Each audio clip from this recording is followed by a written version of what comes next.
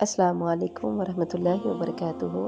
इल्म दुआ चैनल और ग्रुप की तरफ से आप सबको मरहबा। और तमाम सिस्टर्स के लिए मेरी अल्लाह ताला से दुआ है कि अल्लाह ताला आप सबको सेहत, तंदुरुस्ती, ईमान और इस्लाम की हालत में रमज़ान की रहमतों, नेमतों और बरकतों से मालामाल फरमाए। तो हम बात करेंगे इल्म दुआ ग्रुप में इंशाअल्लाह अज़ीज़ एक नेकी के बारे में, एक ऐसे छोटे से अमल के बारे में जो अमल तो छोटा होगा लेकिन अजर व सवाब के लिहाज से वो बहुत बड़ा होगा।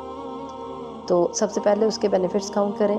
पहला फ़ायदा उसका क्या है कि अल्लाह के नबी सल्लल्लाहु अलैहि वसल्लम ने इरशाद फरमाया कि ये अमल करने वाला अपने पिछले जो गुज़र चुके और जो आगे आने वाले हैं सबसे ज़्यादा अफजल होगा, नेकियों में सबसे आगे निकल जाएगा, सिवाय उसके जो ये अमल करेगा। यहाँ तक कि अगर कोई बहुत ज़्यादा सदका करने वाला है तो वो भी नेकी में उससे पीछे रह जाएगा ये अमल करने वाले से। और अगर कोई ग़ुलाम आज़ाद करने वाला है, गर्दनें आज़ाद करने वाला है, तो वो भी नेकी में ये अमल करने वाले बंदे से पीछे रह जाएगा। तो दूसरा फ़ायदा इसका क्या है?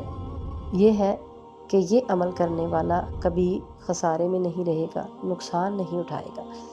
तीसरा फ़ायदा क्या है? अल्लाह के नबी सल्लल्लाहु अलैहि वसल्लम ने इरशाद फरमाया कि उसके गुफ़िरत ख़ताया, उसकी ख़ताएँ सारी की सारी माफ़ कर दी जाएंगी, अगरचे वो मिस्ल ज़बदिल बहर, समंदर की झाग के बराबर क्यों ना हो, वो भी उसके गुनाह, उसकी ख़ताएँ माफ़ कर दी जाएंगी।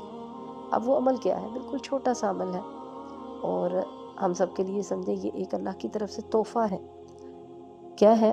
अल्लाह के नबी सल्लल्लाहु अलैहि वसल्लम की मुख्तलिफ़ अहादीस का निचोड़ मैं आपको बताऊँगी।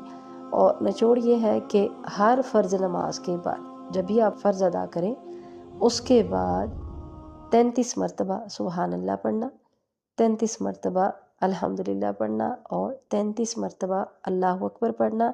और फिर उसके बाद ये टोटल बनते हैं 99। अब इसको 100 के साथ कंप्लीट करना है तो 100वां क्या होगा? इसमें शामिल होगा ला इलाहा इल्लल्लाहु वहदहु ला शरीक लहु लहुल मुल्कु व लहुल हम्दु व हुवा अला कुल्लि शैइन क़दीर। ये मिला लें, ये मुकम्मल हो जाएंगे 100।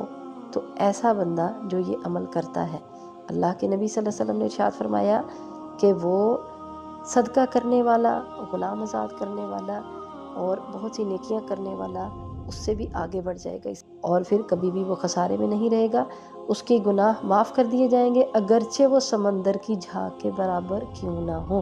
तो जब इतनी बड़ी बशारत है तो हमें ये अमल करने में कौन सी चीज़ माने है?